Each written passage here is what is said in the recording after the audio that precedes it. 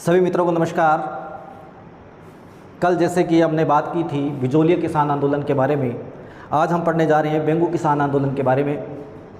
तो आपकी जानकारी के लिए बता दूं कि बेंगू जो है वर्तमान में चित्तौड़गढ़ ज़िले में स्थित है और बेंगू जो है ये भी बिजोलिया की तरह मेवाड़ रियासत का एक ठिकाना था।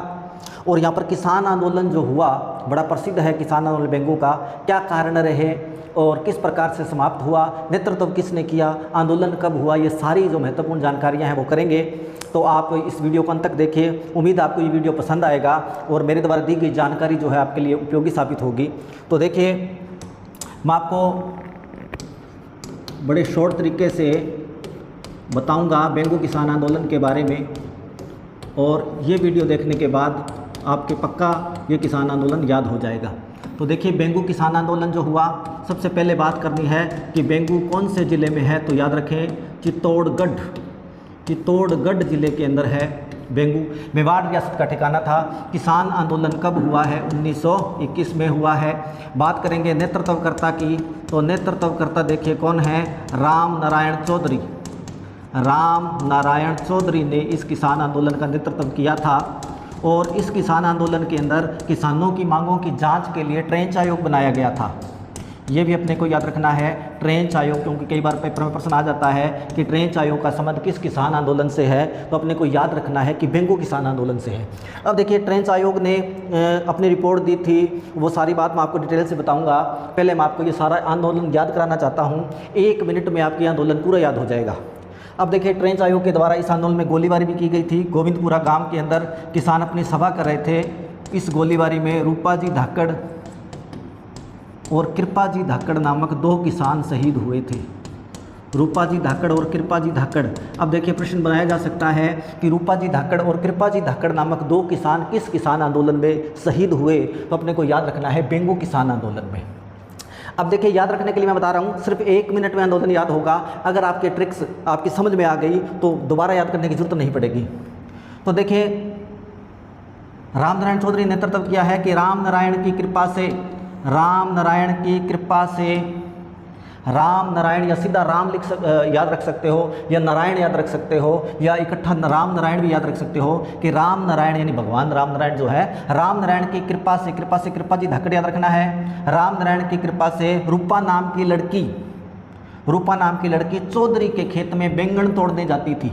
बेंगू को मैं बैंगन कह रहा हूँ स्टोरी में, याद रखना आपको कि राम नारायण की कृपा से रूपा नाम की लड़की, कृपा से कृपाजी धाकड़, रूपा से रूपाजी धाकड़, कि राम नारायण की कृपा से रूपा नाम की लड़की चौधरी के खेत में बैंगन तोड़ने जाती थी। और बैंगन तोड़ से चित्तौड़गढ़ याद रखना है, तोड़ने जाती थी, तोड़ से चित्तौड़गढ़ बैंगन तोड़ने जाती थी और उसे ट्रे में रखती थी। ट्रे से ट्रेंच आयोग याद रखना है।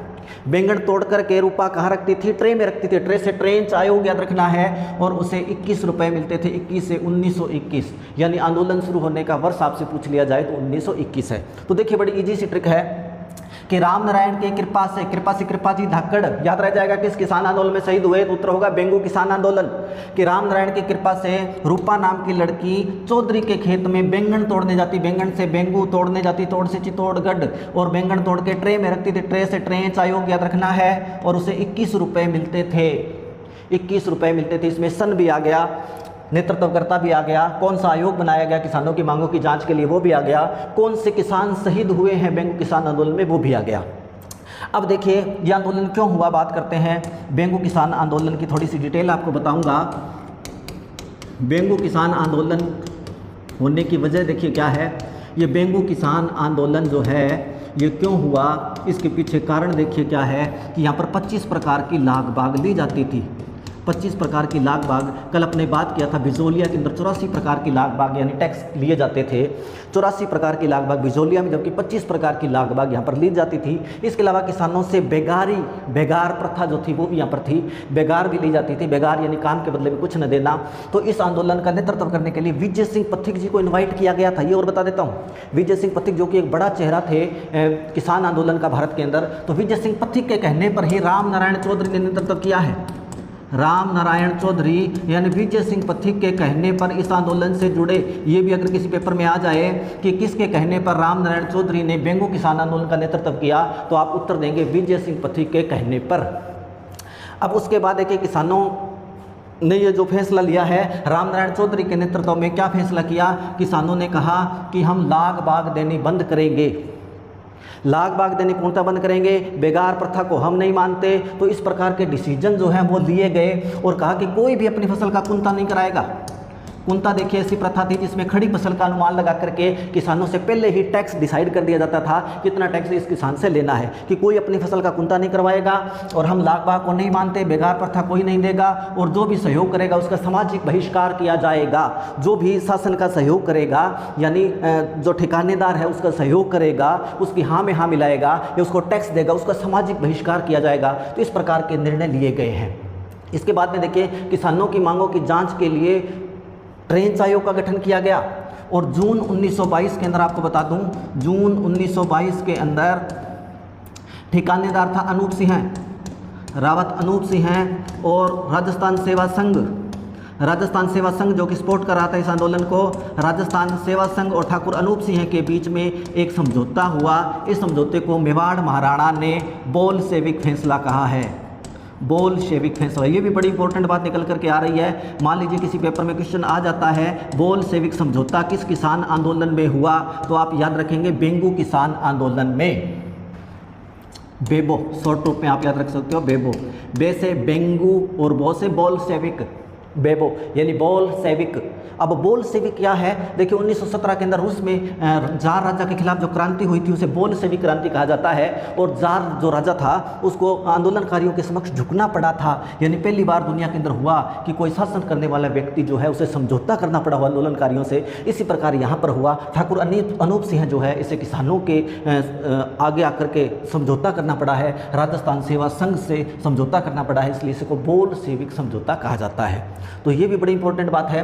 अब देखिए जो ट्रेंच आयोग बनाया गया है, ट्रेंच आयोग ने क्या किया है, किसानों की मांगों की जांच के लिए जो ट्रेंच आयोग का गठन बेंगू किसान आंदोलन में किया गया, इस ट्रेंच आयोग ने 25 जो कर लिए जाते थे यहाँ पर 4 करों को नाजायज ठहराया है, सिर्फ कि 4 जो कर हैं वो अनुचित हैं, इसके अलावा सारे कर उचित हैं।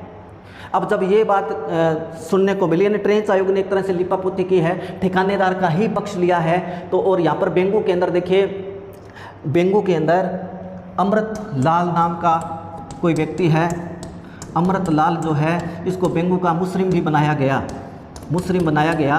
और जब ट्रेंच आयोग का फैसला आया कि 4 ही कर गलत हैं बाकी सारे जायज़ हैं, तो इसने क्या किया, सेना की मदद से यानी शासन के जोर से किसानों से टैक्स इकट्ठा करना शुरू कर दिया और जिससे किसान और नाराज़ हो गए।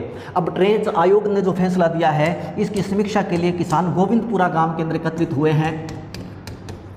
गोविंदपुरा गांव है, गोविंदपुरा गांव के अंदर किसान एकत्रित हुए और 13 जुलाई 1923 का दिन है। 13 जुलाई 1923 को यहाँ पर ट्रेंच आयोग के खिलाफ ये जो इसकी समीक्षा के लिए मतलब जो मीटिंग बुलाई थी किसानों ने, बड़े बड़े किसान नेता इसके अंदर शामिल हुए समीक्षा करने के लिए। इसके अंदर क्या हुआ कि गोलीबारी हो गई। ट्रेंच आयोग ने क्या किया है, यहाँ पर गोलीबारी करवा दी है और इस गोलीबारी के अंदर रूपा जी धाकड़, ये धाकड़ जाति के किसान थे, यहाँ भी रूपा जी धाकड़ और कृपा जी धाकड़ नाम के 2 किसान शहीद हो गए।